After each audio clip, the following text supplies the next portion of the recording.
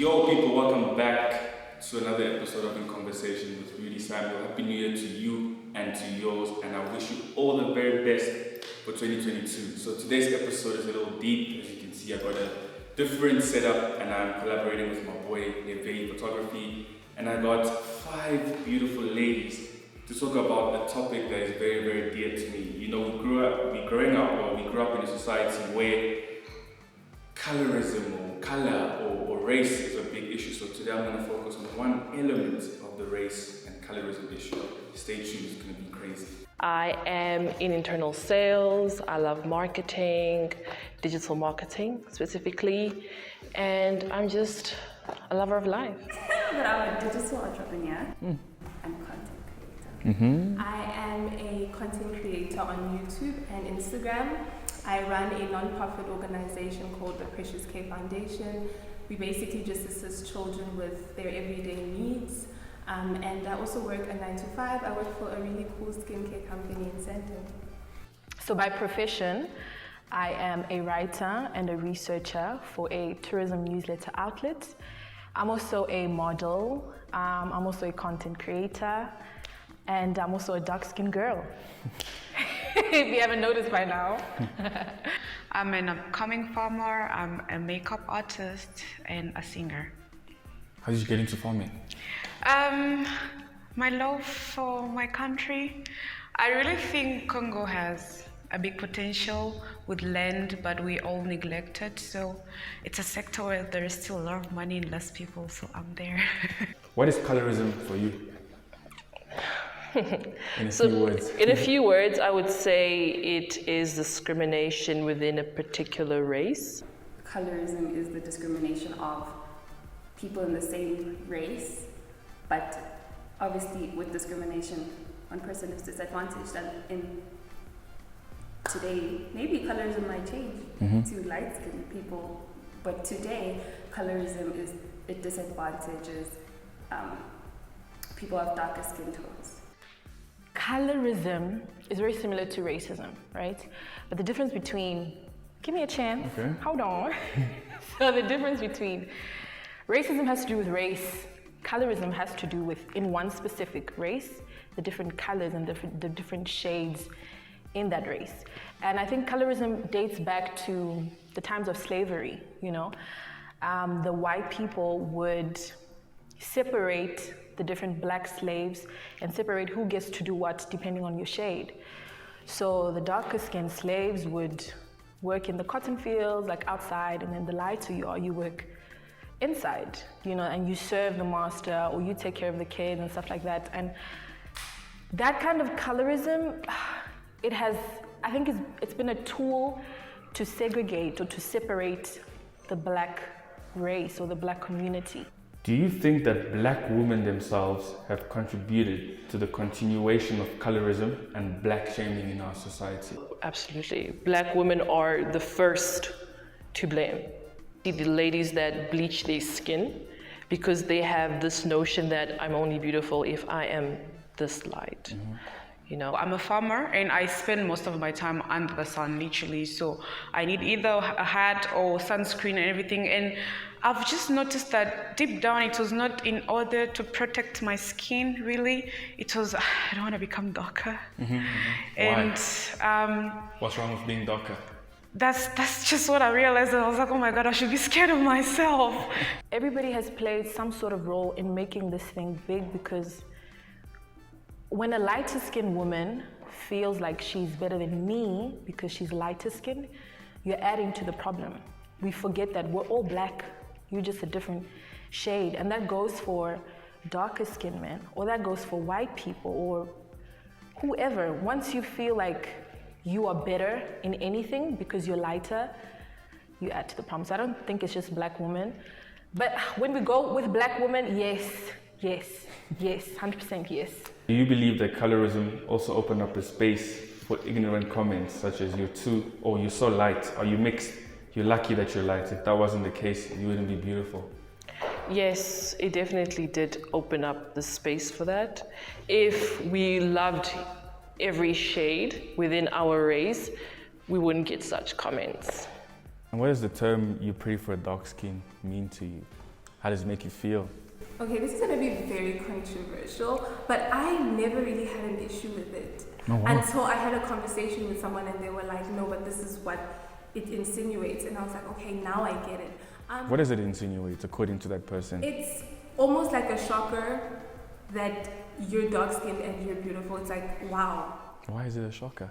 That's I'm a human being. Exactly. That was my thinking. I just thought, wow, I'm dark-skinned and I'm pretty, not I'm pretty for a dark-skinned girl. Don't do that. Like, why? Don't do that. Like, that's what do they call it? A consolation prize. So consolation prize is given to someone that loses. So here, take this prize because you lost. So when you say that to me, you're saying, I know you're rejected, but you're pretty. So you're pretty for a dark-skinned girl. I know that society rejects you, but I give you this prize. So you take that. And it's like, no, I don't need you to tell me. Just say I'm pretty. Don't tell me that I'm pretty for a dark-skinned girl. How has society's opinion of dark-skinned women impacted your self-image? I would start with black men. Black men will shame you.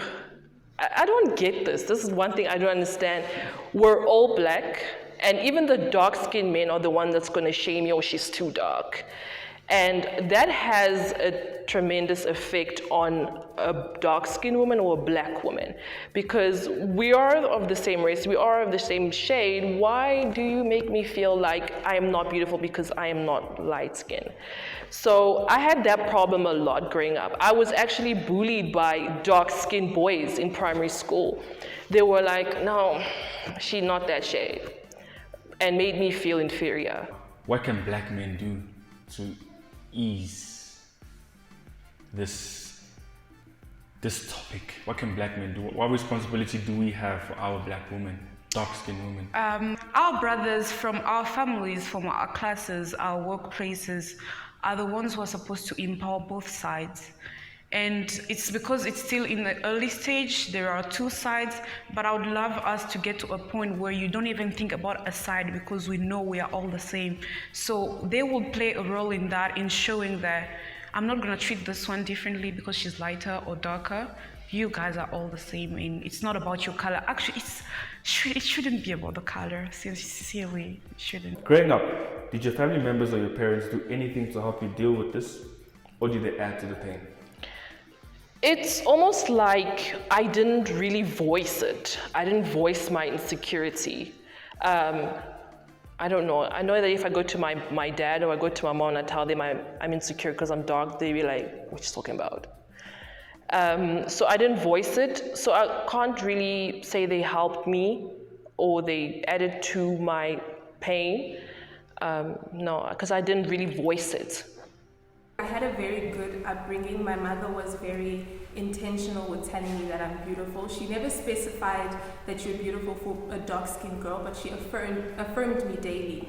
So for me, I just felt that I was just a beautiful little girl. I can't say even my parents helped me because I never opened up to them about my self-identity issues. I never told them, oh mom, I feel like I don't belong. And maybe it was wrong of me, but my dad is a pastor, so I guess he guided me in that way to always talk to God, and that's what I did, and eventually it helped me. And would you say that your skin tone, the shade of your skin is helping your content creation, is helping your social media, or it's just because you have an awesome personality? I think it would be ignorant for me to say that it doesn't help, because a lot of people are drawn to dark-skinned women nowadays because, I mean, why not? But I don't think that I use that as leverage to make content. I just think, I mean, this is my skin, it's my everyday life. I wake up this way, do you get what I'm saying? So I don't think that it helps. Maybe subconsciously, I don't think anyone has ever told me like, oh, you're gonna do really well in this industry because you're dark-skinned. I wanted to know, did you use the fact that you're dark-skinned to your advantage to make your content creation career or your modeling career work for you? 100%. Why? You know, when the whole dark skin trend, melanin popping, melanin dripping, when that whole trend started, it was very easy for me to use that to my advantage, especially in the modeling industry, because when that trend started, a lot of dark-skinned models were in demand. And it was an open gap for me to use that to my advantage, to get gigs, to also start talking about what it is being a dark-skinned girl, you know? Yeah, it really helped. It helped being dark-skinned. This whole trend helped me realize that this is a gap for you to use to your advantage to move forward in modeling. Open up a bit on the trend of this whole melanin popping, melanin beauty, dark-skinned girls. What is your take on that? It's a trend online, and in person, that doesn't happen. Yo, what do you mean? It's a trend online. That's where it stays. They're not pushing the darker skin tones with wide noses, darker skin tones with like African features. It's still, you know, you'll have like the thin nose, you're tall, your hair's relaxed or it's in a weave.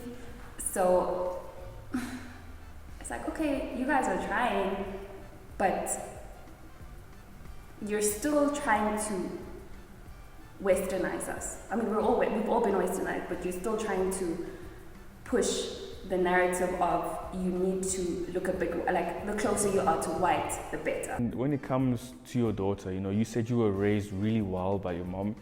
What else would you do for your daughter that your mom did for you? I'm not harboring around the fact that my daughter is pretty for being dark-skinned, just reminding her that she is dark-skinned so that when she does go out into the world, she just thinks that she's beautiful. So that was the case with me.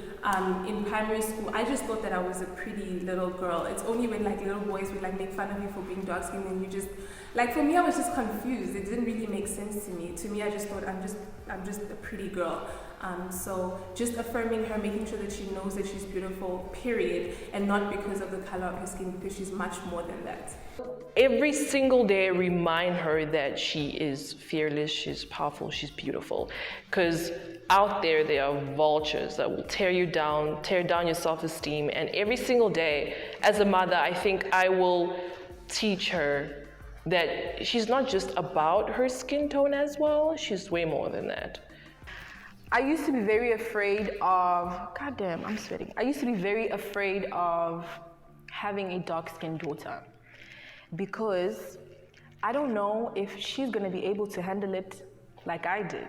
You know, there are a lot of dark-skinned women who are still struggling to embrace their skin or, you know, so I used to be very afraid of having a dark-skinned daughter because I'm not sure how she's gonna manage in this world, but that was in the past. Now, to my dark-skinned daughter, I would really make her feel that she's a bomb, she's a dime, she's worth more than rubies, you know, because that is what it is. And I feel like I'm the best person to do that because I know the dark-skin struggle. So my mom, I feel like I would do a better job than my mom would because my mom is light-skinned, right?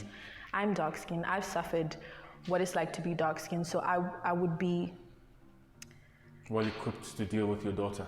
I got you. From the young age, I'll make them understand, hey girl, you're beautiful. Yeah. You don't have to be light, you don't have to have a uniform skin. The way you came is the way your beauty is. That's your authenticity. And it's not that only about you. You're gonna grow up, you're gonna have a personality, you're gonna have opinions and things to fight for, and that's going to define you, not your color. Acknowledge that you're beautiful on a daily basis if needed. You need to, it's self-affirmation. You need to start with the things you tell yourself first, because what you tell yourself is what is going to be imbibed in people's heads. Okay, she thinks that of herself, so she is that. It starts with you. Tell yourself, I'm beautiful. After that, don't try and prove to people that you're beautiful. Your beauty will literally shine the light in the room where you are if you believe it. So the less you try to show it, the more it will become obvious. Those are two things that will never be taken away from you. What you think about yourself and what is reflecting from what you're showing people. What have you done to love yourself more? What steps have you taken to love yourself more? Redefining myself, redefining what I think beautiful is, and really walking in that every single day and affirming to myself that I am a beautiful Black woman. I felt beautiful when I recognized the people that were beautiful around me. I'm saying that because I came here, I was not a makeup artist, but by being a makeup artist, I became more exposed to different types of people, different types of beauties, and I was like, man, we look so much alike more than we think we do, so we're beautiful people. And back then, I wouldn't really focus on it because I was like, I'm not so much about my beauty, but now that I see a group of people that are so beautiful, I'm like, we're beautiful people, all of us, so I'm beautiful. My self-love journey started with knowing Christ and knowing my identity in Christ. That's where everything began. That's how I started to learn how to love myself, because when you know Christ and when you know your identity in Christ, you know that there's absolutely no way that you can be ugly, because remember, we're created in the image of God. I don't think God is ugly. And if God is the one that created me... You think he's a handsome God? Exactly. So if God is the one who created me, I need to be confident in the fact that there's a reason why I'm dark. So that's where self-love started. And then it continued in being confident in the skin that I'm in. And that has been my ministry, that has been my brand, that is 90% of what I do on social media. Show people that you are gorgeous with or without makeup. And taking care of your skin is important. Whatever shade, light, dark, in between, when you take care of yourself, when you understand that you're gorgeous, when you love yourself, that's where my self-love journey started, ongoing. Yes, people, thank you so much for watching. I hope you guys enjoyed this episode. I hope it was impactful. I hope it was educational, and I hope it helped you deal with any issues if you have any issues, and maybe it helped you change your mind about something. As you can see, I wasn't alone in this episode. I had Patricia Mugo, Melanin Huguette, Patricia Mugo. Thank you so much for watching. I'm your boy, Rudy Samuel. Shout out to Win Vei Photography for helping me today. Shout out to Leonie, and thanks to everyone that helped me gather the questions for this episode. I am your boy, Rudy Samuel, and I'm signing all the way out. Yes, sir.